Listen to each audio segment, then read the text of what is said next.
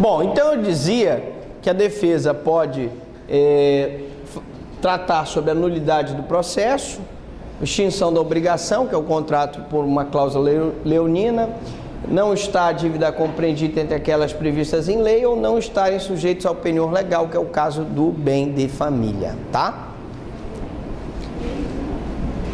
Estando suficientemente provado o pedido, o juiz poderá homologar de plano o penhor legal ou decidirá após apresentada a defesa. Eu estava dizendo isso na outra turma, o seguinte, que nesses 22 anos que eu sou formado 19 de MP, nunca eu vi um juiz deferir um penhor legal sem a defesa, antes da defesa. Primeiro ele escuta a outra parte, até porque eu posso ter alguma situação que antes de eu deferir a homologação desse penhor, eu preciso ouvir a outra parte. Então, dificilmente eu vou ter uma liminar, uma decisão liminar em penhor legal, porque há necessidade de se ouvir outra parte. Não significa dizer que excepcionalmente eu não possa ter uma homologação de plano, que é uma homologação liminar, mas em regra todo e qualquer juiz decidirá essa questão, no caso, depois da defesa. Tá bom? Tranquilo até aqui? E no caso de homologar o penhor, os autos serão entregues em 48 horas ao requerente, independentemente de translado, salvo se tiver sido requerida a certidão. Ele vai homologar o penhor. Esse penhor tem uma decisão, sim. Nós temos o contraditório, porque a outra parte é citada para responder, mas no final ele até se parece com a notificação, até se parece com a justificação, porque eu tenho o translado dos autos, que é entregue à parte, né? Pago as custas e em 48 horas, independentemente, né, de requerida a certidão. Da sentença que homologa o penhor ou que o indefere, cabe apelação, mas sem efeito suspensivo. Como eu disse, no processo cautelar, há possibilidade de apelação, mas sem efeito suspensivo. A regra é que os recursos têm efeito devolutivo e suspensivo, mas no processo cautelar, no penhor legal, por exemplo, eu tenho apelação, mas sem o efeito suspensivo. Significa que o bem ficará empenhado até que a decisão do tribunal revogue o empenho, se assim o decidir. Bom, outra questão muito importante é a posse em nome do nascituro. Na aula passada, nós falamos sobre o direito do nascituro a receber alimentos, que nós chamamos de alimentos gravídicos, né? Imagine a seguinte situação: uma mulher que tem filhos com decujos, já tem 3 filhos com decujos, vem a ter um 4º filho. E esse filho, então, ele vai ter o direito da posse em nome do nascituro. Ainda mais se eu tiver a seguinte situação: uma mulher que casou, uma primeira esposa que casou, né, com decujos e teve 3 filhos, e na segundo casamento ele casou-se com uma segunda mulher e teve apenas um filho. Ele vem a falecer. Eu tenho então os 3 herdeiros do primeiro casamento e mais um herdeiro do segundo casamento. Esse herdeiro do segundo casamento, diga-se, ele nem ainda nasceu, está ainda em fase de gestação, mas a lei resguarda desde a concepção os direitos no nascituro. A mulher que, para poder exercê-los ou garanti-los, quiser provar seu estado de gravidez, requererá ao juiz. Então ela está grávida, ela sabe que a outra vai questionar, ainda mais se ela não for casada, se ela apenas for concubina. Então ela pode já entrar com uma ação cautelar que chama-se posse em nome do nascituro. E essa ação cautelar, ela vai requerer ao juiz que prove o estado de gravidez, ouvindo o Ministério Público, mande examiná-la por médico de sua nomeação. Então prestem muita atenção no grande problema que é essa posse do nascituro. Por quê? Porque o exame pode comprovar que ela está grávida, mas o exame, num primeiro momento, não pode comprovar que ele é o pai daquela criança. Certo? Imaginemos que ele defira, mande examinar por médico de sua nomeação. O pleito deverá ser instruído com a certidão de óbito, ela manda a certidão de óbito, ela está vivendo com ele, mesmo que maritalmente, de quem o nascituro é sucessor e que a futura mãe diz que é sucessor. E aí o juiz, só com o exame de gravidez, mesmo sem ter a prova da paternidade, ele defere aquela cautelar em nome daquele nascituro. Olha o problema que vai ser. Por quê? Porque será dispensado o exame se os herdeiros do falecido aceitarem a declaração quanto à gravidez. Mas e se os herdeiros não aceitarem? Se os herdeiros não aceitarem, né? Não há como a gente evitar o exame. O exame será feito, mas o exame comprova a gravidez, não comprova se ele é o pai, pelo menos num primeiro momento. E aí eles podem brigar, dizer não, eu quero a gravidez, mas a falta de exame nada prejudica os direitos do nascituro. Tá, tudo bem. Apresentado o laudo que reconheça a gravidez, o juiz por sentença declarará a requerente investida na posse dos direitos do nascituro. Aí ela pega, né? Vai ser investida na posse, porque a criança ainda está na barriga dela, e aí vai se criar uma celeuma, uma lide, porque vão ter os 3 herdeiros do primeiro casamento lutando contra a criança que vai ser a herdeira do segundo casamento. E eu tive um caso em que, depois que o juiz deu a posse em nome do nascituro, e que a concubina, que era a concubina, ficou investida, simplesmente, acreditem, ficou descoberto que a criança não era filha dele, era de outro. Mas enfim, vamos deixar para lá. Então, não se podendo mais discutir o fato da gravidez. A gravidez não, o problema não é a gravidez, o problema é a paternidade, né? A gravidez, ela estava grávida. Se por acaso a requerente não puder exercer o poder familiar, por exemplo, se é incapaz mentalmente, o juiz nomeará curador ao nascituro. E aí a parte contrária pode dizer que ela é doida, pode dizer que ela deu o golpe do bucho, pode dizer o que ela quiser, tá? Pode dizer o que ela quiser. Beleza? Ok. Atentado. Bom, gente, o atentado é uma medida cautelar utilizada quando as outras medidas cautelares falharem. Tu tens um bem que foi arrestado, tu tens um bem que foi sequestrado, tu tens uma emissão de posse, mas a pessoa que está como depositário fiel se torna depositário infiel, começa a danificar aquele bem. Então, nesse caso, eu vou usar o atentado, que é o processo cautelar que tem por finalidade recompor a situação de fato alterada indevidamente por uma das partes. Imagine, por exemplo, a seguinte situação. Eu já presenciei imóveis que vão à penhora pela Caixa Econômica, de pessoas que não pagaram, inclusive fui ver um, que na época tive intenção de comprar, mas não comprei, em que, pasmem, a pessoa tira o vaso sanitário, a pia, tira as lajotas, tira as luminárias, ela depena praticamente o apartamento. Vocês já devem ter visto, né? Quem já foi ver, e é impressionante. Então, se a pessoa está emitida naquela posse, está com aquele imóvel, é depositário daquele imóvel, ele não pode fazer isso. Então, comete atentado a parte que, no curso do processo, primeiro, viola a penhora. O bem está penhorado, não pode ser disponível e ele disponibiliza o bem à venda, por exemplo, violação de penhora. Arresto.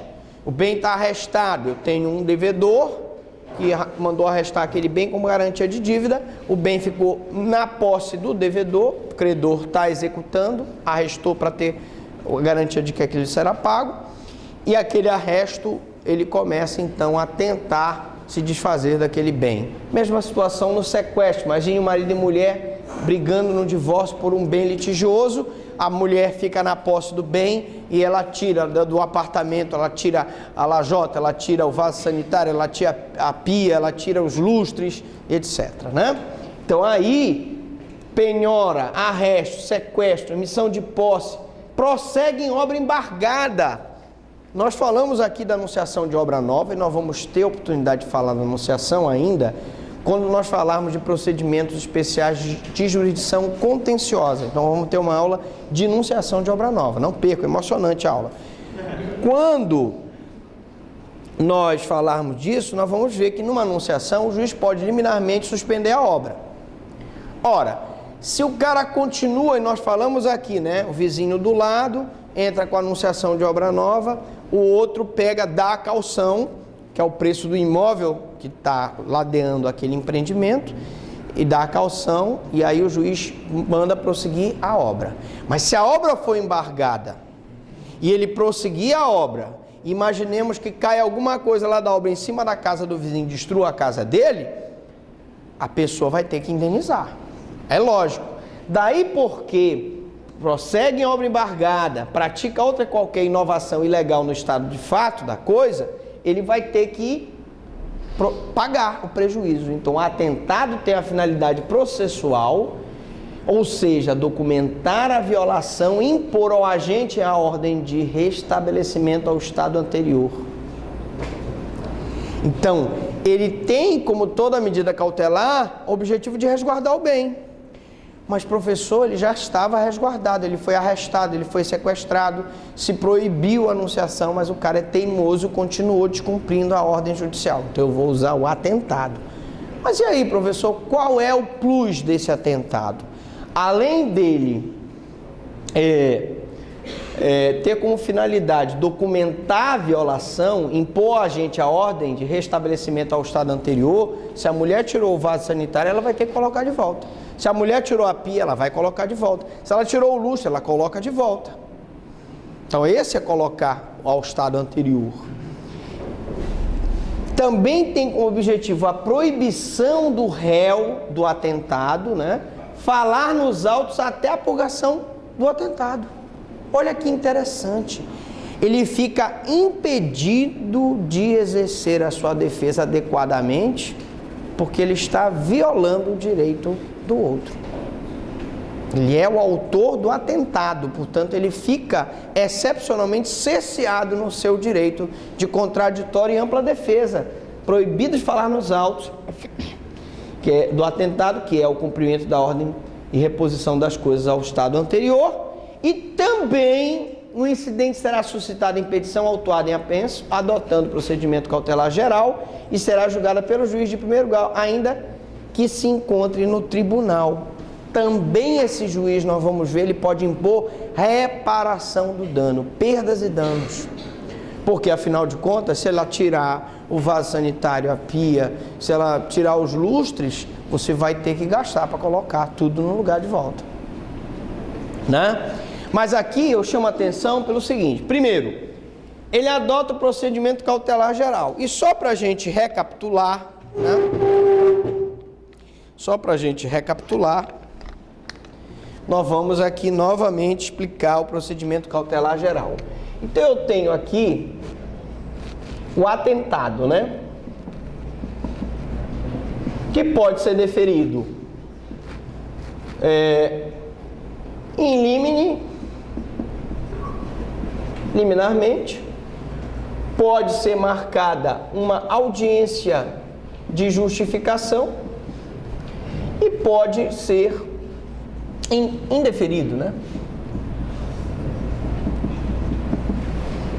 De qualquer forma, eu terei, se ele for deferido, eu terei a citação para que a parte em 5 dias, né? A citação para que em 5 dias ele apresente a contestação. Apresentada a contestação, se for matéria só de direito, ele vai logo para a sentença. E se for matéria que precisa instruir, eu vou ter a instrução, e aí na instrução nós já vimos, eu tenho o depoimento das partes, né? Oitiva de testemunha. Tá? E aí após eu tenho a sentença. Dessa sentença cabe apelação, sem efeito suspensivo, e dessa liminar cabe agravo de instrumento, em regra também sem efeito suspensivo. Eu posso usar o mandado de segurança para dar o efeito suspensivo e posso também pedir que o desembargador defira a medida no agravo de instrumento. O relator do processo de agravo pode dar o efeito suspensivo. Tá certo? Beleza pura, nós já falamos desse procedimento cautelar. Julgada procedente a ação, além de ordenar restabelecimento da situação anterior, o juiz determinará a proibição de o réu, né, do réu do atentado, falar nos autos até a sua purgação. E a sentença que julga procedente o incidente pode também condenar o réu a ressarcir a parte lesada nas perdas e danos que sofreu em consequência do atentado. Ora, não há dúvida nenhuma, né? Que o atentado, eu já tive uma primeira medida cautelar de penhora, de sequestro, de arresto, que não deu resultado. A pessoa está modificando a situação do bem, certo? E aí eu vou então usar o atentado.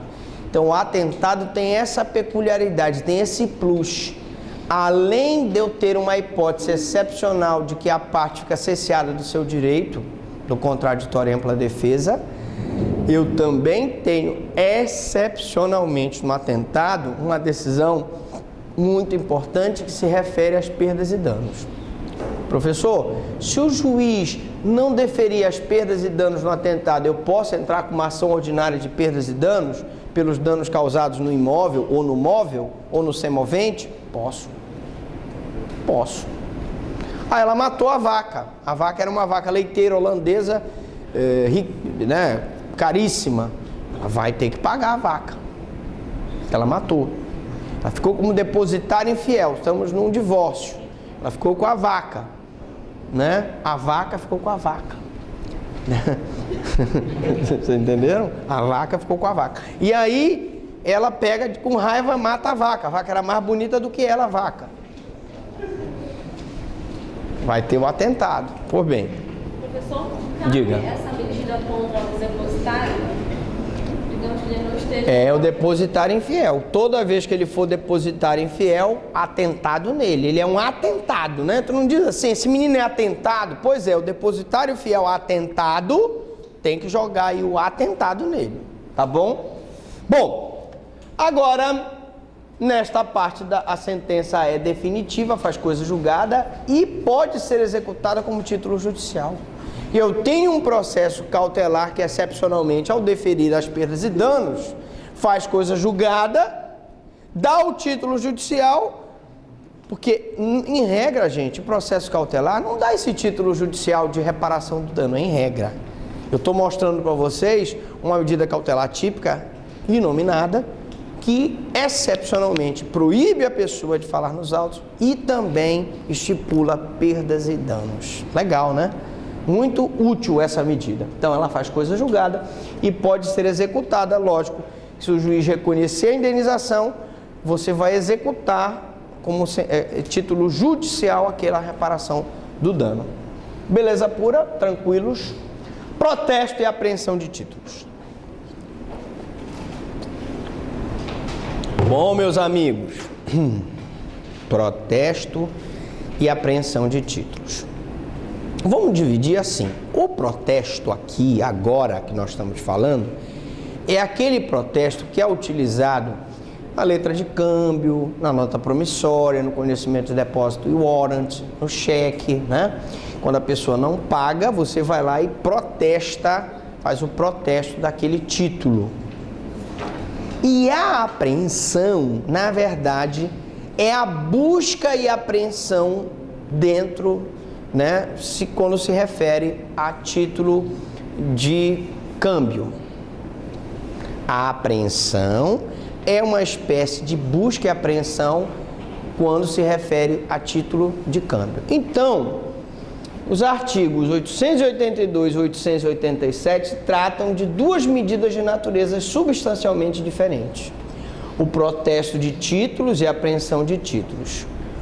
O primeiro, que é o protesto de títulos, não é processo cautelar. Atenção, o protesto de títulos é, aliás, medida administrativa extrajudicial regulada pela lei própria. Quem regula esse tipo de medida administrativa é a lei cambial, a lei de duplicatas, a lei de falências.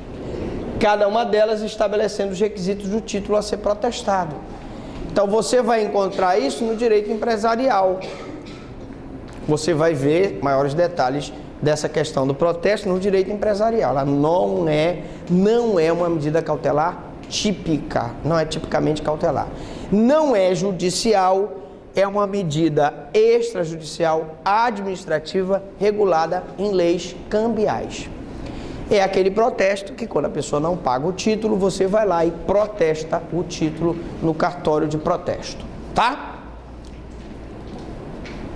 A finalidade do protesto é caracterizar ou não o pagamento, e seu efeito varia segundo o título protestado e sua regulamentação legal.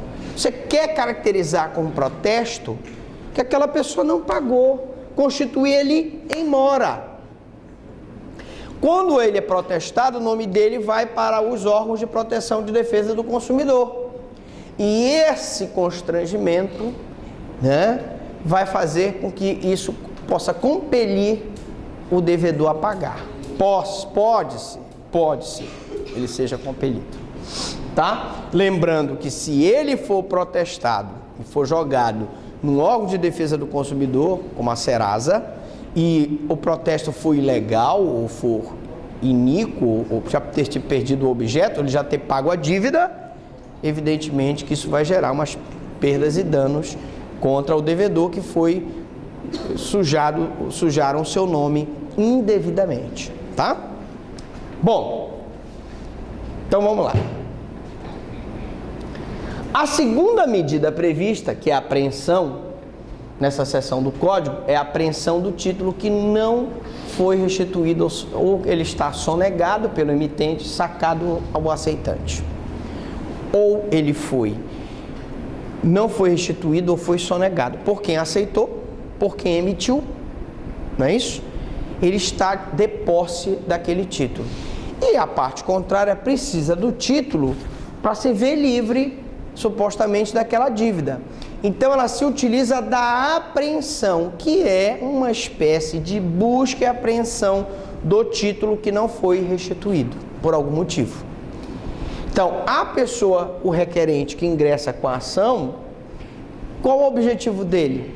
O objetivo dele é conseguir o título para ele, para que ele se veja livre daquela dívida que supostamente ele já pagou, e a parte contrária não quer devolver o título. Ele está de posse daquele título. Então eu vou usar a apreensão de título, que é uma espécie de busca e apreensão do título.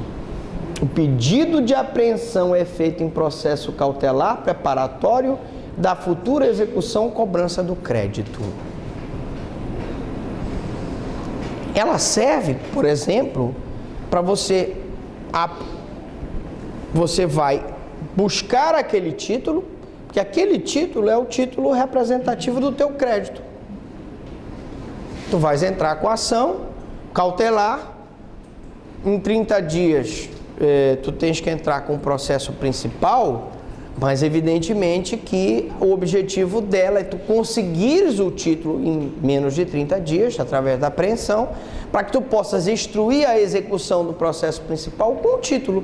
Porque vocês sabem que se vocês instruírem a execução sem o título, a execução pode ser julgada improcedente. Então, quando você não tem o título, você tem que entrar com a apreensão do título. Outras medidas provisionais, outras medidas cautelares que nós temos no artigo 888 do Código de Processo Civil, ele enumera, porque outras providências podem ser determinadas com fundamento no poder cautelar geral do juiz. Então, eu tenho não só essas medidas que eu vou falar aqui, mas eu tenho medidas cautelares inespecíficas ou inominadas, tá? Eu tenho as cautelares típicas, nominadas, e as cautelares atípicas ou inominadas. Essas aqui ainda serão cautelares nominadas porque elas têm nome. Vocês vão ver que elas têm um nome específico lá no inciso, tá bom? Mas além dessas aqui, vamos deixar claro, eu posso ter uma cautelar inominada, que não tem nome, beleza? Tranquilo. Vamos lá. Então vamos comentá-las. Primeiro, outras medidas provisionais. Obra de conservação em coisa litigiosa ou judicialmente apreendida. Imagine, por exemplo, você tem uma fazenda e essa fazenda tem boi. Você precisa dar ração para o boi. Então vamos ter que entrar com uma medida cautelar para dar a ração do boi. Tu tens aí um aquário na fazenda que consome, os peixes são chiques, eles só comem camarão rosa, descascado. São R$ 1.500 só para dar de comida lá no bagre, lá, que parece um tubarão. É um genérico do tubarão, tá lá no aquário. Você tem, vamos supor, animais, cachorros, gatos, galinha, pato, peru. Você precisa, né, alimentar toda aquela galera, só sem falar na manutenção. Uma época de chuva, tá dando goteira, tem que dar uma manutenção naquele telhado, senão vai estragar todo aquele forro que é de acapu da casa, tá? A entrega de bens de uso pessoal do cônjuge e dos filhos. Nós tivemos uma situação de uma mulher que saiu de casa por causa de violência doméstica e o marido apreendeu, ficou de posse todas as calcinhas dela. Imagine uma situação dessa, o rapaz indignado com a separação, apreendeu as calcinhas, né, os sutiãs, as calças jeans da Zump que ela tinha, camisa enfim, camisa de marca, tênis. E aí ela ficou, dizem as más línguas que ela ficou 7 dias com a mesma calcinha. É verdade. Ela foi lá, ainda fizeram, rapaz, verdade. Então, isso é um absurdo, né? Ela entrou com a medida cautelar para a entrega de bens de uso pessoal do cônjuge, né? E tem aí, gente, vocês estão rindo, mas tem marido que faz isso. O cara é abandonado pela mulher, ele prende a roupa da mulher em casa. Ela sai só com a roupa do corpo. Não, você está dizendo que era por causa do cheiro, ele ficava cheirando. Ele estava com saudade dela, ele ia lá e cheirava a roupa da menina. Ele cheirou 7 dias. Foi mesmo? Mas o pior foi o seguinte, estava ele, o nosso representante de turma, lá, eu vi, lá na violência doméstica, e eles estavam lá e a mulher apareceu. E a mulher sentou com a saia curta, né? E eles ficaram olhando lá para a mulher. Bom, mas eu não vou contar essa história agora. Vamos lá, entrega de bens de uso pessoal. Aí eles apostaram com o menino. Olha, é o seguinte, tu vais olhar lá, se ela estiver de calcinha preta, você faz assim. E se ela estiver sem calcinha e for só a Mata Atlântica, você faz assim. Aí o menino foi, né? O menino foi lá e tal, olhou assim. Aí o menino... Aí o cara... Ei, rapaz, é assim? Assim ou assim? Aí o menino... Vem cá, menino, tu é burro. Eu não disse pra ti, rapaz, que era assim se ela tivesse de calcinha preta e assim se fosse a Mata Atlântica. Ele disse, não, rapaz, que não é nem assim, nem assim. Aquilo ali é mosquito. 7 dias, né? A posse provisória dos filhos nos casos de separação judicial ou anulação de casamento, né? É como a piada do português. A mulher comprou um gambá lá em Paris. Comprou um gambá em Paris Chegou na alfândega lá em Paris, a mulher... E agora, Manuel, como é que eu faço com o gambá? Disse, olha, coloca dentro das tuas calcinhas. E o cheiro? O gambá que aguenta. A posse provisória dos filhos. Numa ação de separação judicial,